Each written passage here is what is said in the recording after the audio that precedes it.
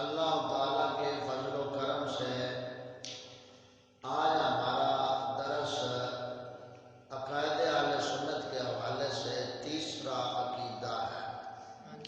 کون سا ہے؟ تیسرا۔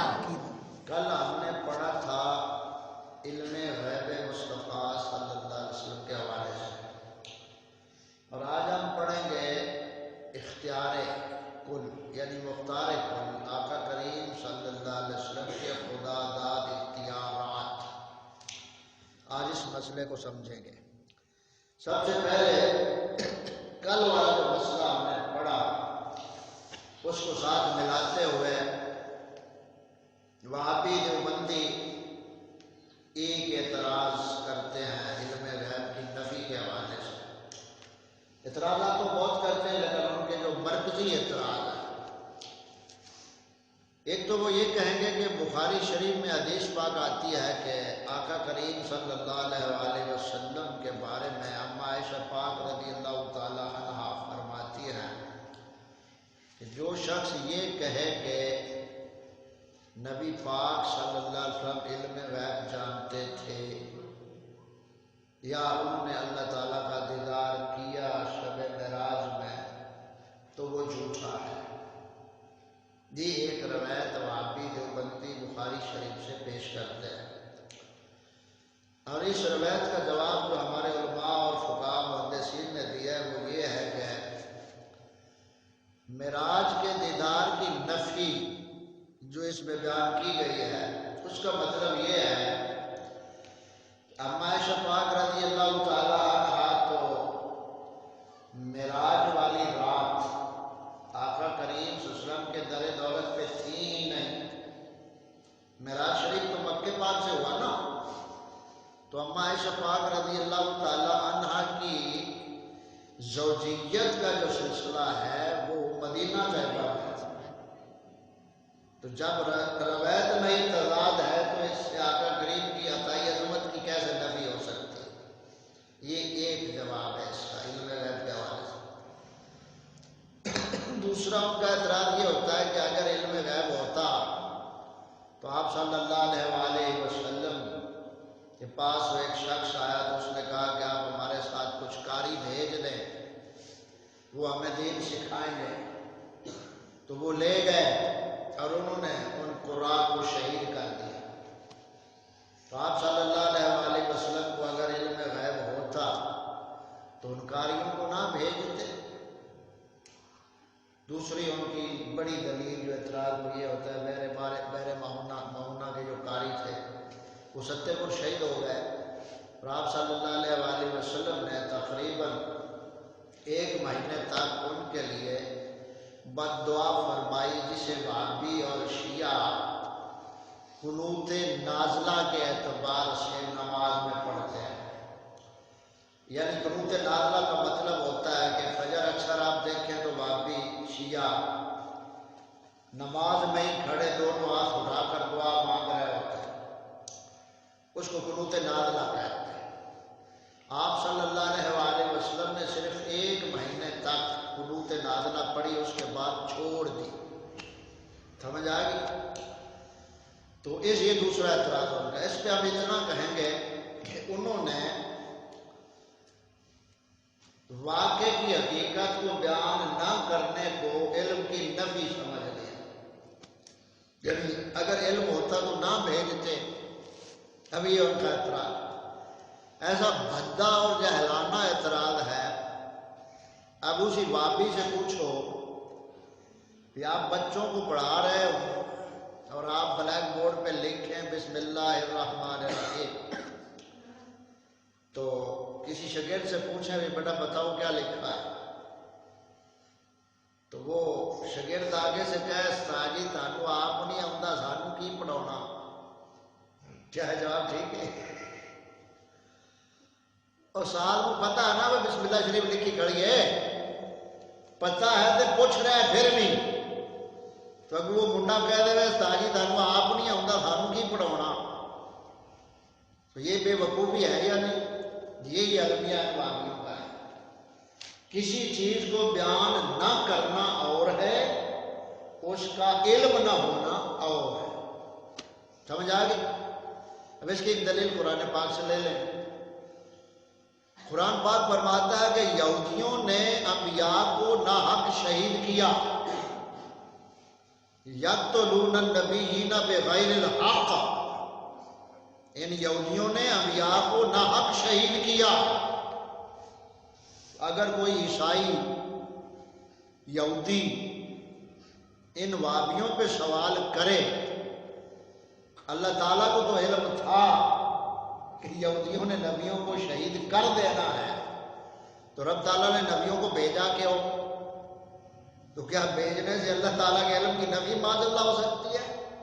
حکمتیں ہوتی ہیں جو وہابی دیوبندی نہیں سمجھ سکتا۔ یہ ضمنی باتیں کل کے موضوع کے متعلقہ تھی، جو ان کے حرف آخر ہوتے ہیں وہ میں آپ کو بتا رہا ہوں۔ آج کا ہمارا مسئلہ مختار کل، اختیار، یعنی آقا کریم صلی اللہ علیہ وآلہ وسلم کو اللہ تعالیٰ نے رسول بنا کر بھیجا اور شریعت کا مالک و مختار بنا کر بھیجا ہے۔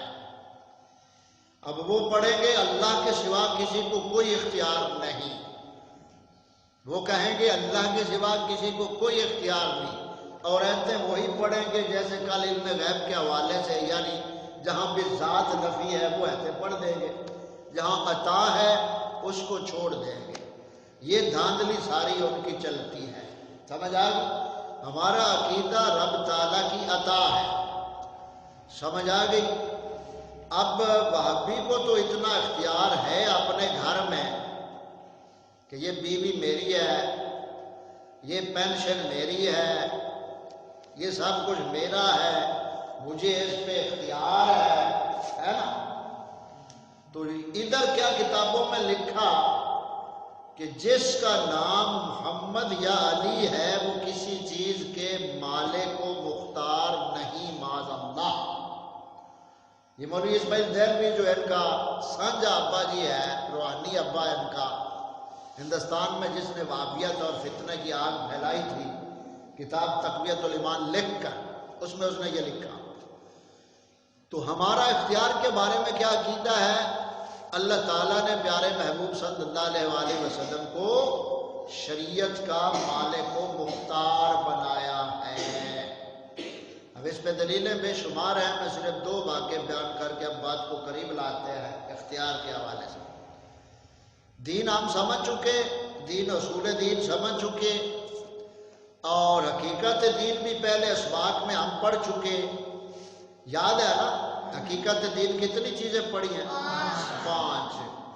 وہ 5 چیزیں دین ہے، اس کا حقیقت ہے، اس میں عبادات ہیں۔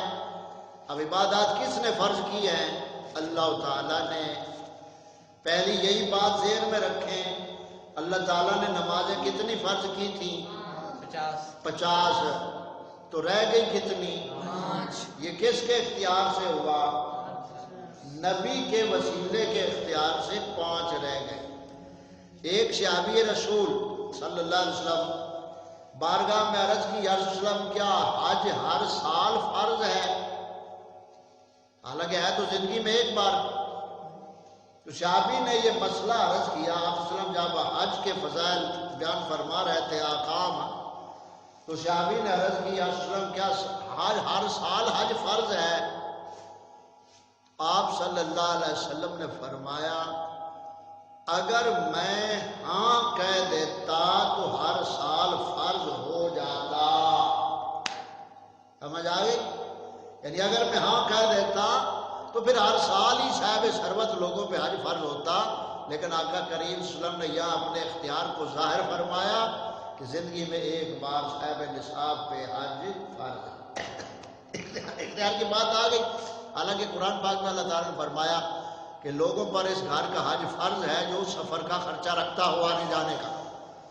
ایک یہ اختیار کی طرح۔ دوسری بات، ایک صحابی رسول ہیں صلی اللہ علیہ وسلم بارگاہ رسالت میں حاضر ہوئے، اسلام قبول کیا۔ آپ صلی اللہ علیہ وسلم نے 5 نمازیں ان کو بتائیں، شہادتین اور دین کی باتیں بیان کی۔ تو وہ کہنے لگا کہ یا رسول اللہ وہ سے 5 نمازیں نہیں پڑھی جا سکتی، 5 نمازیں نہیں پڑھی جا سکتی۔ نمازیں فرض کتنی ہیں؟ 5۔ آپ نے فرمایا چلو تم 3 پڑھ لینا، تم 3 پڑھ لینا، یہ ہے اختیار۔ اب ملا سے پوچھو کہ یہ حدیث شاہ ستہ میں موجود ہے تو آپ بھی 3 پڑھ لیا کریں، 2 کے اعلان کر دو کہ 2 کی معافی ہے، سمجھ آ گئی؟ یہ دوسری اختیار کی دلیل، اور بہت دلیلیں ہیں، صرف آپ کو مسئلہ سمجھانا مقصود ہے، سمجھ آ گئی؟ تو جب بھی کوئی آیت پڑھے اختیار کی نفی میں یا حدیث مبارکہ پڑھے اختیار کی نفی میں تو اس سے یہ بولو کہ پوری بات کرو، ادھوری نہیں۔ جہاں ادھوری بات ہوتی ہے وہاں دین بھی ادھورا ہوتا ہے، جہاں پوری بات ہوتی ہے وہاں دین بھی پورا ہوتا ہے۔ اور ہم اسی لیے آج سنت و جماعت حق ہے کہ ہمارے پاس پورا دین ہے دلائل کے حوالے سے، سمجھ آ گئی؟ یہ آج ہمارا دوسرا مسئلہ، تیسرا کس عنوان سے تھا؟ مختار کل۔ اور یہ جو ہم اختیار مانتے ہیں مخلوق کے اعتبار سے مانتے ہیں، اللہ تعالیٰ کے مقابلے میں نہیں مانتے ہیں۔ اور اس کی سب سے بڑی دلیل ہے جو وہابی دیوبندی بھی حدیث زبان سے بیان کرتے ہیں لیکن اس پہ ان کا عقیدہ نہیں ہے۔ اب وہ کیا ہے؟ اس کو حدیث شفاعت کہتے ہیں۔ معاشر کا دن ہوگا جب قیامت قائم ہو جائے گی اور ساری مخلوق قبروں سے اٹھے گی تو آقا کریم صلی اللہ علیہ وسلم نے فرمایا سب سے پہلے میں اپنے مزار مبارک سے اٹھوں گا، پھر ابو بکر، پھر عمر، اور پھر ساری مخلوق اٹھے گی اپنی اپنی قبروں سے۔ میدان معاشر میں سب اکٹھے ہو جائیں گے، اللہ تعالیٰ اپنے جلال اور غضب میں ہوگا، ساری مخلوق پسینے میں اپنے اپنے اعمال کے مطابق شرابور ہوگی، کسی کو پسینہ گھٹنوں تک ہوگا، کسی کو گھٹنوں تک، اور کوئی آدھا ڈوبا ہوگا، کسی کو گلے تک پسینہ پہنچا ہوگا، اور اپنی اپنی فکر ہر ایک کو پڑی ہوگی میدان معاشر میں۔ تو اس وقت اللہ تعالیٰ ہی مخلوق کے دل میں یہ بات القاء کرے گا، اب تم سب سے پہلے اپنے باپ آدم علیہ السلام کے پاس جاؤ۔ ساری مخلوق آدم علیہ السلام کی بارگاہ میں جائے گی تو آدم علیہ السلام فرمائیں گے آج رب تعالیٰ جلال میں ہے اور مجھے اپنی وہ خطا اجتہادی کے تحت اللہ تعالیٰ کی بارگاہ میں شرم محسوس کرتا ہوں، لہذا تم اور کے پاس جاؤ۔ پھر نوح علیہ السلام کے پاس ساری مخلوق آ جائے گی، پھر نوح علیہ السلام سے ہوتے ہوئے موسیٰ علیہ السلام کے پاس، عیسیٰ، سارے نبیوں کے پاس جا کر آخر پہ مخلوق در عیسیٰ علیہ السلام پہ آ جائے گی تو عیسیٰ علیہ السلام فرمائیں گے کہ میں آج تم کو ایسے در پہ روانہ کر رہا ہوں جہاں تمہاری مشکل کشائی ہوگی اور جہاں تمہاری شفاعت قبول ہوگی۔ تو سارے انبیاء سے یہ پوری مخلوق تمام انبیاء کے در سے ہوتی ہوتی ہوتی ہوتی در مصطفیٰ صلی اللہ علیہ وسلم پہ جب پہنچے گی تو آقا کریم صلی اللہ علیہ وسلم فرمائیں گے انا لہا انا لہا انا لہا، اے میرے غلاموں میں آپ ہی کے لیے آج کے دن کے لیے یہاں ہوں۔ اس وقت آقا کریم صلی اللہ علیہ وسلم سجدے میں سر رکھیں گے اور اللہ تعالیٰ فرمائے گا ارفع راسک یا محمد صلی اللہ علیہ وسلم، اے محمد صلی اللہ علیہ وسلم سجدے سے سر اٹھائیے، سل توتا، آپ مانگتے جائیے میں عطا کرتا جاؤں۔ اب وہاں کوئی اختیار ہی نہیں ہے تو شفاعت تو پیارے محبوب کے ذریعے وہاں ہی ہونی ہے۔ تو جو اختیار نہیں مانتا وہ گمراہی کے رستے پہ ہے، سمجھ آ گئی؟ یہ مختصر سا آج کا ہمارا درس تھا۔ تو یہ 10-15 منٹ اخیر 20 منٹ کا درس ہوتا ہے، پہلے جو بچوں کو سبق دیا جاتا ہے اس کے علاوہ آپ بڑوں کے لیے، اور یہ جو آپ سن رہے ہیں ان باتوں کو ذہن میں رکھو، ہم چاروں طرف اس وقت فتنوں میں گھرے ہوئے ہیں۔ وہی اصل مجاہد آدمی ہے، بچہ نوجوان ہے جو اپنے ایمان کی فکر رکھتا ہے۔ آج ہم سو گئے ہیں۔ کیسے سو گئے ہیں؟ ٹانگ اللہ تعالیٰ معاف فرمائے ٹوٹ جائے تو آپریشن کیا جاتا ہے نا، ٹیکہ لگاتے ہیں نا ماس سن کرنے کے لیے، ایسے ٹیکہ لگایا ماس سن ہو گیا، اب دیکھ رہا ہے آدمی جس کا آپریشن کیا جا رہا ہے، آنکھیں کھلی ہے، دیکھ رہا ہے، لیکن اسے کوئی درد محسوس نہیں ہو رہی، کیونکہ ماس سن ہو گیا، ماس سما دیتا، اس ٹیکے نشے نے، دوائی نے ماس سما دیتا، تو بندہ اکھاں نال ویکھن رہا ہے لیکن انہوں درد محسوس نہیں ہو رہا۔ یہ مثال دیتی ہے تانوں مسئلہ سمجھان واسطے۔ آج مسلمان قوم نو کفر دا ٹیکا انج لگا ہے کہ دین، ایمان، حیا، عزت، غیرت آنکھوں کے سامنے لٹ رہی ہے اور یہ دیکھ رہا ہے آنکھوں سے، لیکن دل سو گیا ہے، دل مردہ ہو گیا ہے۔ وہ اقبال علیہ رحمہ نے کہا تھا پس مردم یہ فلسفہ مردود ہے، قوم کو دیکھو کہ مردہ بھی ہے اور موجود ہے۔ مطلب کیا ہے؟ پس مردم یہ فلسفہ مردود ہے، بھئی مرن تو بعد بندہ زندہ ہوتا ہے، اگلی زندگی ہوتی ہے مرن تو بعد، لیکن یہ مسلمان ایسی قوم ہے بھئی مردہ بھی ہے تو پوری بھی بدی ہے، مردہ بھی ہے اور موجود بھی ہے۔ آج امت مسلمان میں جو فتنے ہیں، ان فتنوں کو سمجھنے کے لیے اب بچے کو پتا ہے کہ آگ جلائے گی، سانپ ڈنگ مارے گا، چھری تیز ہاتھ کاٹے گی، ہے نا پتہ؟ یہ جان کی تحفظ کے لیے سب چیزیں ہماری آنکھیں کھلی ہیں، لیکن ایمان پہ جو حملے ہوتے ہیں ان کو صرف ایمان کی نظر دیکھتی ہے۔ تو ایمان ہم نے پڑھا ہے نا۔ چلو ابو بکر شابش، ایمان کی حقیقت کیا ہے؟ کیا حقیقت ایمان کی؟ یقین۔ ایمان کی حقیقت کیا ہے؟ جیسے بیٹے کو یقین ہوتا ہے کہ یہ ماں ہے، یہ میری ماں اور میرا باپ ہے، یہ یقین ہے اس کے دل میں جمع ہوا۔ ایمان اصل یقین کا نام ہے کہ ایک خالق مالک ہے جو ہمارا پیدا کرنے والا ہے، ہمیں پیدا کرنے والا ہے، ہمیں زندگی موت اور روزی رزق دینے والا ہے۔ سمجھ آ گئی؟ تو یہ ایمان کی حقیقت یقین ہے۔ بیٹھ جاؤ۔ چلو علی، ایمان کسے کہتے ہیں؟ اونچا بولو۔ ہاں، پورے دین کو ادب کے ساتھ دل سے سچا ماننا۔ بیٹھ جاؤ۔ چلو سہیل، ایمان کے رکن کتنے ہیں؟ شابش، کون سے؟